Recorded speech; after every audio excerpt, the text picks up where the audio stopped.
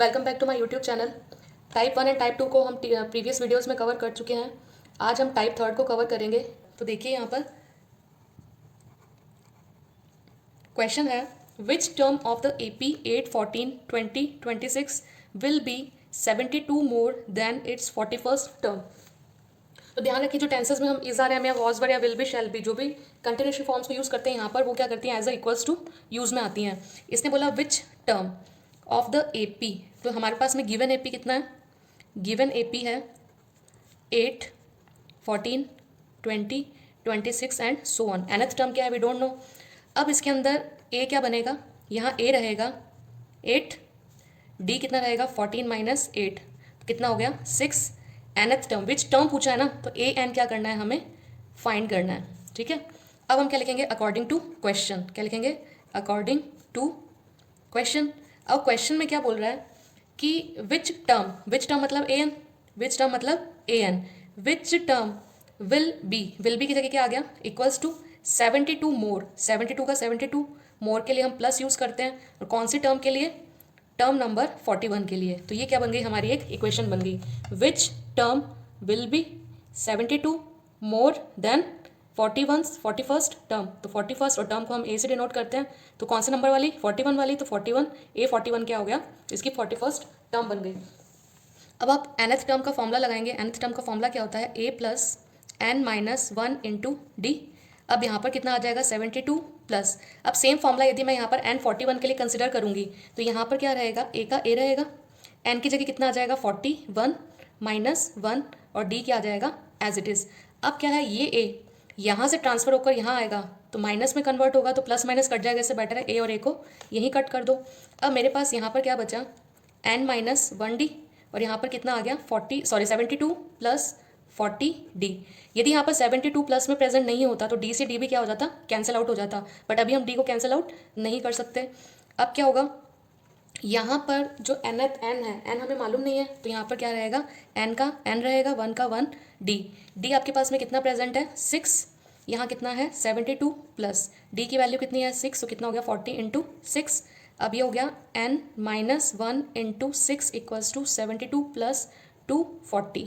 अब जब हम इनको क्या करेंगे, ऐड करेंगे, तो n minus 1 into 6, 2 plus 0 2, 7 plus 4 11, 1 carry, then कितना बन गया 312।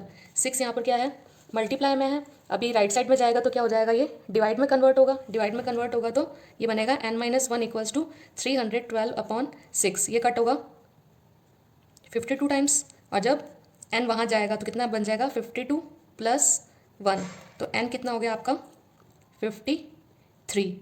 अब हम कौन सा क्वेश्चन करेंगे, part 2 short answer type question second. इसमें हम फर्स्ट क्वेश्चन कवर कर चुके हैं। अब सेकंड क्वेश्चन क्या है, for what value of n are the nth term of 2 APs 63, 65, 67 dash dash dash and 3, 10, 17 dash dash dash are equal.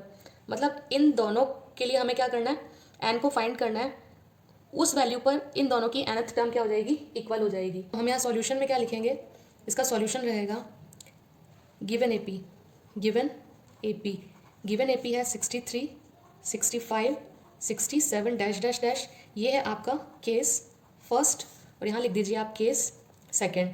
Case second के अंदर गिवन AP क्या है, केस सेकंड में गिवन AP है आपके पास में 3, 10, 17 एंड सो ऑन। अब यहाँ पर A कितना बनेगा, यहाँ A बनेगा 63, D कितना हो जाएगा 65 माइनस 63 इक्वल्स टू 2।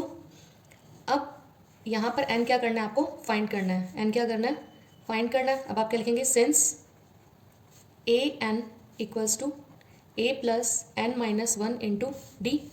यहाँ पर a कितना है 63, n पता नहीं है, n का n रहेगा, और d आपके पास में कितना आ गया 2, और ये क्या है आपकी nth टर्म। तो हर स्टेप में nth टर्म कंटिन्यू रहेगी, तो ये हो जाएगा a n equals to 63 plus 2 का मल्टीप्लाई n से होगा देन 2n, 2 का मल्टीप्लाई 1 से होगा देन 2।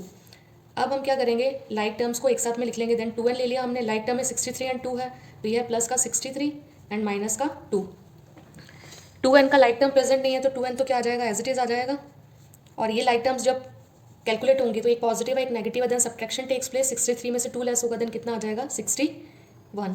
अब सेम वर्क हमें यहाँ भी करना है, यहाँ पर ए आपके पास में क्या है, ए है 3, डी कितना है 10 माइनस 3 इक्वल्स टू 7, और एन क्या करना है आपको, फाइंड करना है। सेम एन दोनों के लिए सेम रहेगा, तो फिर से since a n equals to a plus n minus 1 into d, तो ये क्या बन जाएगा, ए एन इक्वल्स टू, यहाँ ए कितना है 3, एन आपको फाइंड करना है, और डी यहाँ कितना है 7, तो हो जाएगा ए एन इक्वल्स टू 3 प्लस 7 का मल्टीप्लाई एन से देन 7 एन, 7 का मल्टीप्लाई 1 से देन 7।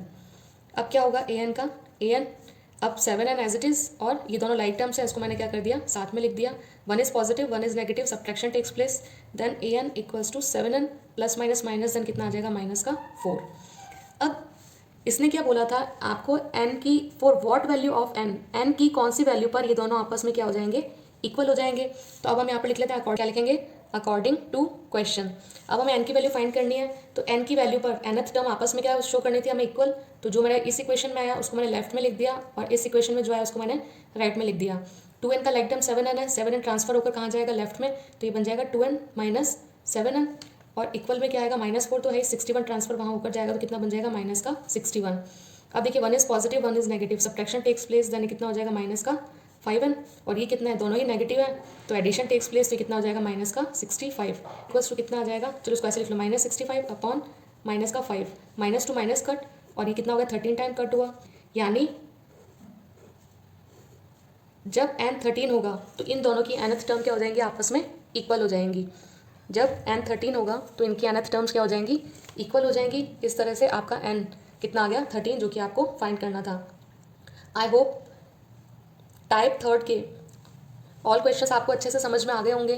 फिर भी आपको कोई प्रॉब्लम है तो आप कमेंट सेक्शन में कमेंट ड्रॉप करके अपने प्रॉब्लम्स को डिस्कस कर सकते हैं। तो चलिए वीडियो को यहीं कंप्लीट करते हैं और मिलते हैं नेक्स्ट वीडियो में। तब तक के लिए thank you and have a nice day.